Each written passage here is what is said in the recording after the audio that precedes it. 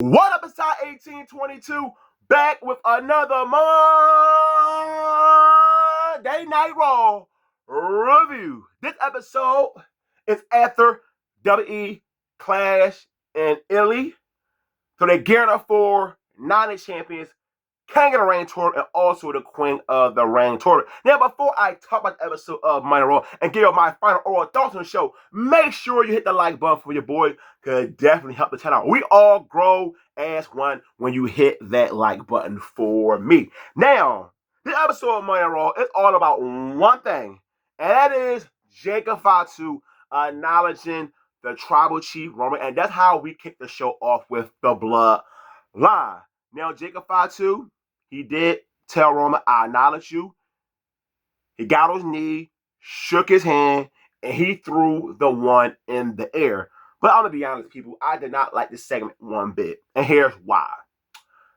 Now that Roman Reigns is back on top as the World Heavyweight Champion, Triple H took two talents, like Jey Uso, who was the World Heavyweight Champion, one of the hottest things in the W, and now since Roman Reigns is back on top, Jey Uso is just a background player.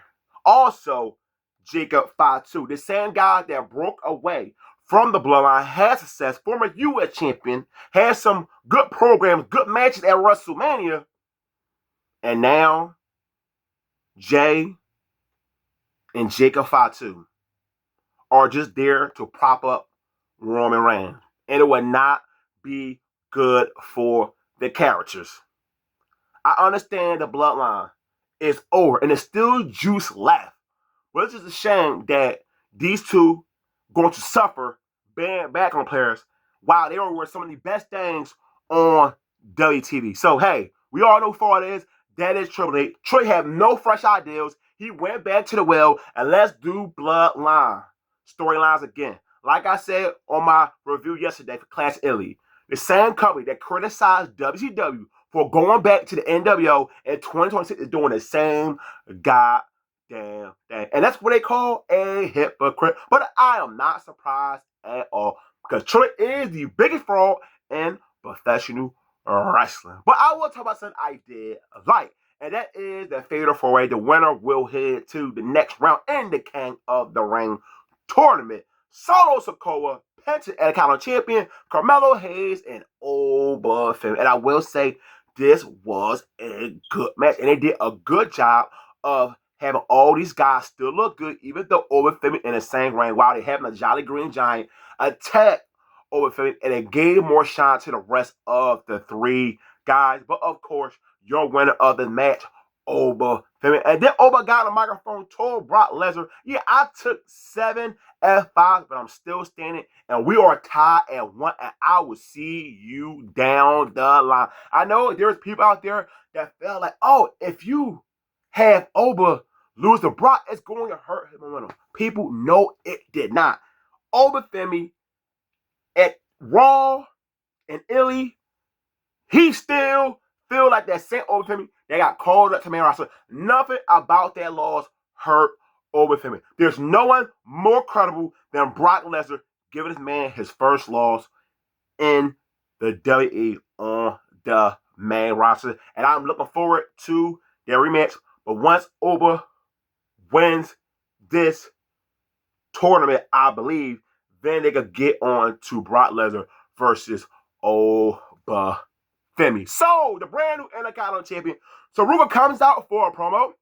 Crowd loved her. She defeated Becky Lynch to become the brand new Intercontinental Champion. By my surprise, no Becky Lynch. And she did not say, I'm going to be a fighting champion. Thank God, because I hear that too goddamn much. And they did not say she will have an open challenge for the Intercontinental Championship. So thank God. That's all we got for Saruka. But then later on, Lava Kira did walk up to her, and she won a shot at the Intercontinental Championship belt. I hope Saruka has a very good reign as the Intercontinental Champion. So far, her overall run been lackluster, but I believe it will get better. I believe in her talent. So we have a tag team match.